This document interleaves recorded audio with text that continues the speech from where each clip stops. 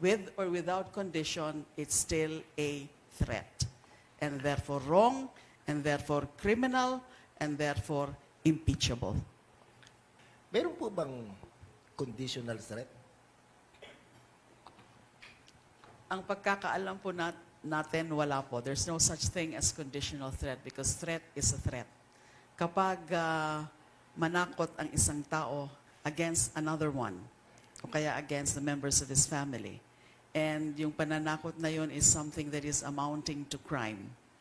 And that is really grave threats. Ano yung crime na tinatakot dito o yung pagbabanta? Ito yung pagpapatay doon sa Pangulo, sa First Lady, and the former Speaker.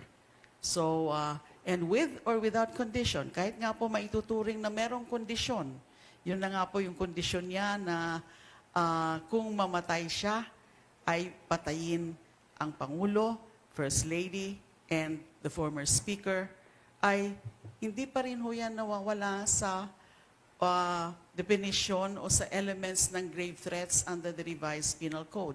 Tsaka dapat rin po nating maintindihan dito na we're talking about impeachment here. At pag sinasabi po natin grave threats, yes, mas maganda na ito ay something that is constitutive of a crime, pero hindi po ibig sabihin na striktong i-apply ngayon yung mga elements ng isang krimen.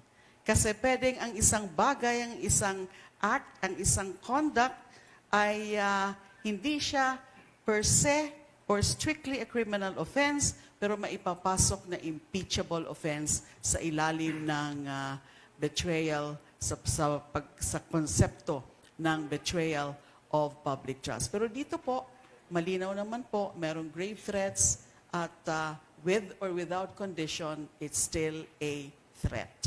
And therefore wrong, and therefore criminal, and therefore impeachable.